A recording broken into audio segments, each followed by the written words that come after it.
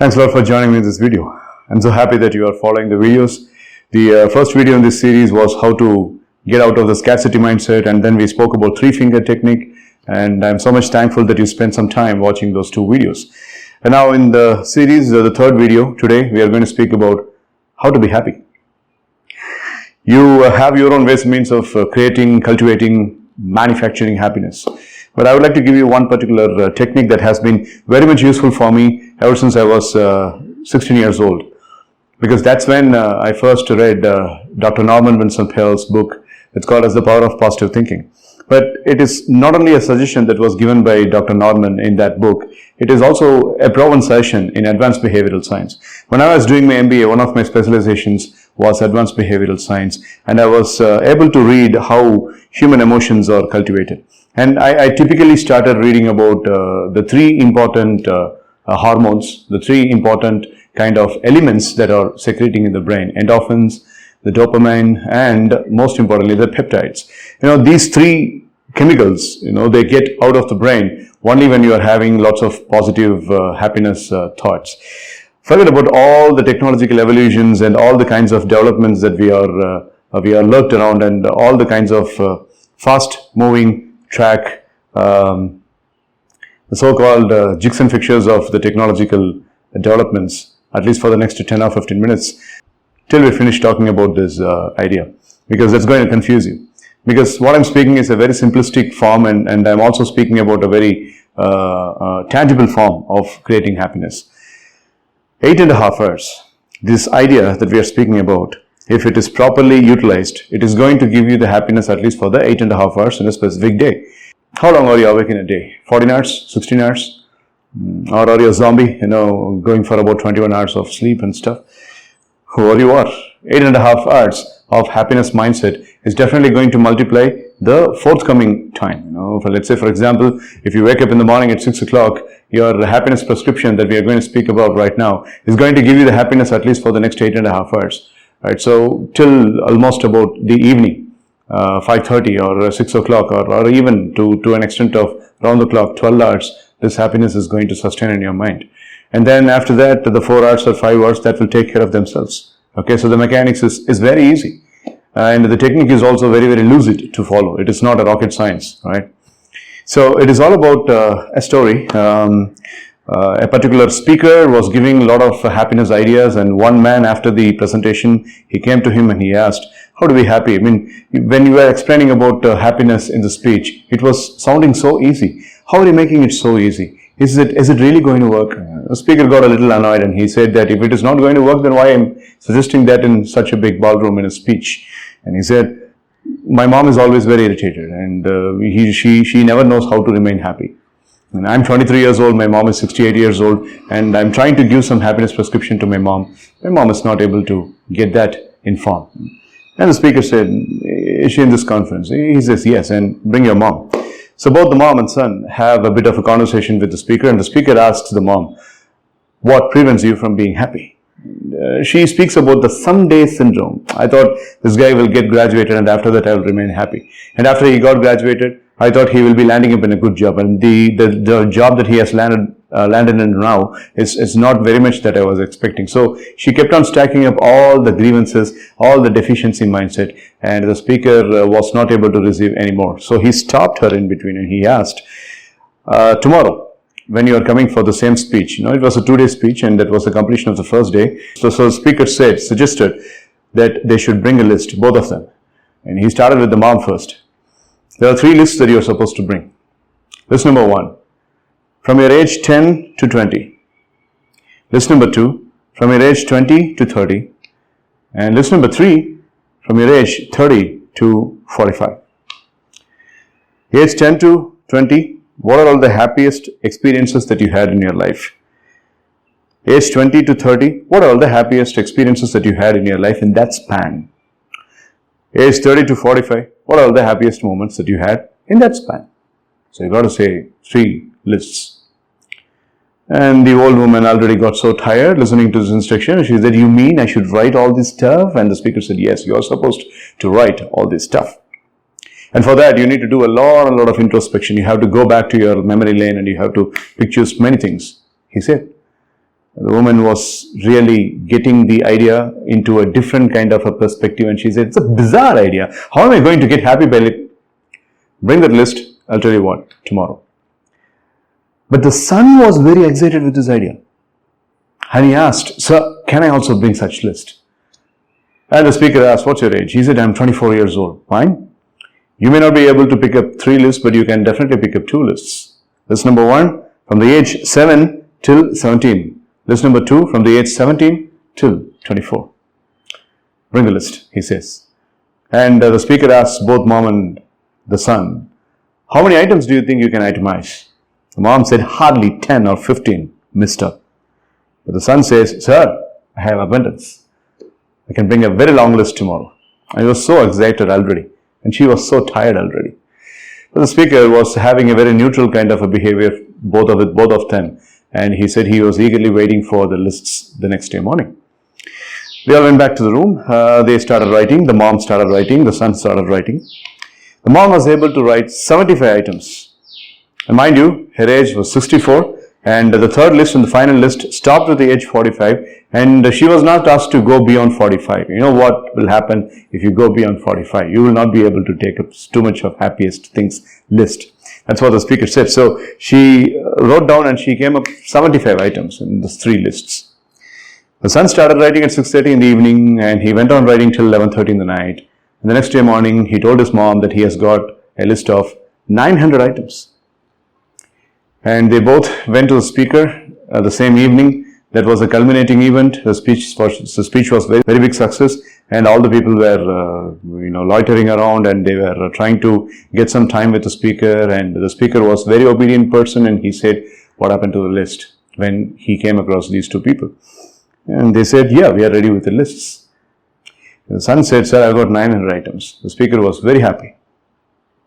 And the mom said, "I got only 75. You can have a look at it if you want." She handed over the list. The speaker looked into the list and he said, "You have never lived your life." The speaker looked into the list of the son and he said, "You are living life like a masterpiece, I tell you." So he gave all the compliments. And besides besides seeing the son getting complimented, she had a little bit of an envy. And she asked, "What's wrong with my list?" she asked. And the speaker said, "Just 75 items only, ma'am, in the 45 years, total span of 45 years, just 75. Are you in coma stage in most of the phases of your life?" he asked. What's so exciting about having 900 in that list? This boy has got a 900. What is so exciting about it? Because he has been savoring each and every moment. He has lived each and every moment. He was like a Zen monk. I mean, he was savoring. He was full of mindful. I mean, he was experiencing mindfulness. You know what? At the age of 17, he has even written, he went to a certain hotel and he had a cup of coffee and he enjoyed the coffee very much. And the taste of the coffee was persisting with him at least for the next 2.5 months. He has written that in the list. And how many times you have had coffee? Coffee? Taking coffee? Is that a happiest occasion? It's all about perspective. Alright? And then cutting down the conversation with the mom, he narrowed down the conversation with his son. He said that because when I'm speaking to your mom, this particular conversation is never going to be in my happy list. But when I'm speaking to you, that conversation is certainly going to be in my happy list forever, he said. That was very insulting for the mom, but she deserved it because of the weird nature that she had. And then the speaker said, "My dear boy, you are asking me how to remain happy all the time. In the morning when you wake up, you got to have this list and at random, jump through the list and see some of the items. Okay? So watch some of the items. Savor some of the items. Go back to that particular situation. Go back to the same year. Go back to the same month, time. Every millisecond of it, bring that back. Okay? Because in the morning when you wake up, when the staunch devils are ready to jump on you, and when you are trying to drop thought by thought into your brain, the peptides, endorphins and dopamine are going to secrete, and they are going to give you the reservoir of energy at least for the next 8.5 hours, the speaker said. It was a jaw-dropping sermon from the speaker for that young man. And he said, "I'm going to do it differently from tomorrow onwards." What do you infer from this incident? How you start your day? You speak about happiness, and when you speak to your children, you explain about how to be happy. You are explaining to your children that you are having a desire that your children must be growing happy, must be staying happy. You advise many people as to how to be happy. But how is your happiness ratio? And what kind of happiness prescription you have? That is where I would like to give you this HPI, the Happiness Prescription Inventory. Now you got to start preparing a list. I don't know whatever age is yours, you got to start preparing a list. Bifurcating your entire life into 3 stages, I want you to prepare a list. List number 1 during your boyhood stage or girlhood stage. List number 2 is your young stage, and list number 3 is your post-young stage, middle age. But if you still consider yourself as an youngster, even hitting the middle age, then that's your perception and that's your attitude. I really appreciate that kind of an attitude and that kind of a thinking line. I have my own list, my dear friends. Back in the journal, I have got my own list. And I keep reminding about list that contains tiny things of my happiness prescription. When I first had that wonderful experience of sitting on my 350cc Bullet, Royal Enfield Bullet, when I had the cricket ball strip that my dad prepared for me so that I can practice cover drive shots, that was the very happiest occasion for me. When I sat in front of the steering wheel and I started driving the first few kilometers with my dad's assistance. When I had ice cream after 15 days of throat infection and coming out of the throat infection, having a rehab and again going for an ice cream. When I started using my laptop, the hard-earned money spent towards buying my own laptop, the very first laptop, 17 years back. Like this, I have several things, and when I focus upon, even now when I am explaining in this video process, you could have seen some sort of excitement on my numb face. So imagine what could happen in the early morning when you do this. Dropping the thought into your brain one by one. You're going to be excited during your morning rituals, when you work out, when you go for a walk, when you jog, when you swim, when you are lifting that particular weight. You got to drop these thoughts. How about having a handy book containing all these thoughts and readily use your gadget? How about having a mobile phone, having an organizer column which has its own written record or voice record, and you keep peeping into it when you are working out? How about having a voice made ready beforehand and that is lingering into your ear when you are going for that speed walk in the morning? And in order to make that more exciting, make sure that you recollect the date, the time, and the phase of your life. How were you? What were you? Who were you at that point of time? What was the things that were gone through, and how did this come across? So making it as a small autobiography kind of an episode that makes you even more happy, So when you are listening to that, that gives the same energy. You will never understand the depth of this idea until you start using it. And this inventory has to be carefully built. No hanky-panky and miscellaneous things. Things that will excite you. I know there are definite things in your life right now. They are in a safe box in your brain which could be taken up. And when they are recalled, your blood starts flowing in a different fashion. And you have a lot of dopamine and endorphin circulating in your brain. And you will become so happy. I know you have several items like that. Take all those items. Put that in a journal. Put that in any form. I don't care whatever form it is. And make sure that you are dropping each and every element one by one into your brain. Just sewing it one by one into the brain for that day. And that effect is going to be for 8.25 hours. At least 8.5 hours. And then the impact that you draw from the 8.5 hours are going to be multifold for the next period of time, even the next day. And this is called as happiness prescription inventory. If you call this as a therapy, well, you can call it. If you call this as an idea, you can call it. If you call this as a new age mechanic, you name and you label whatever, but I want you to just do it. That's all. Try this for the next 20-25 days. And you will be a different specimen to the people. If you're in an office, for the colleagues, you will be a different specimen. If you're a college going student, for your classmates and for your buddies, you're definitely going to be a different kind of a person.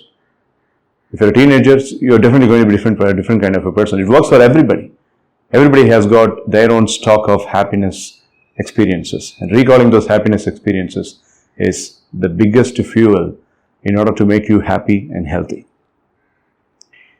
Because when the inner voice says that, come on, it's just 5:30 in the morning, what are you going to do by getting up? You have the backache right now, the headache right now, stay on the bed.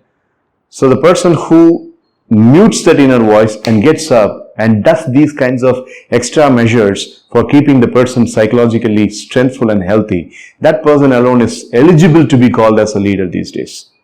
Take it from me. So I know that you are one among those eligible candidates.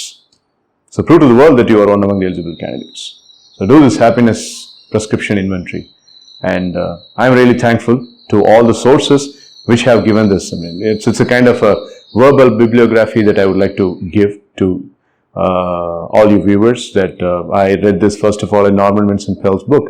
I came across this concept in my advanced behavioral science textbook and many other areas. But I started using this, as I mentioned early in the video, I started using this when I was 16 years old. And I'm still using it with a lot of taste. Hope you will also be doing. Alright. Happiness prescription inventory.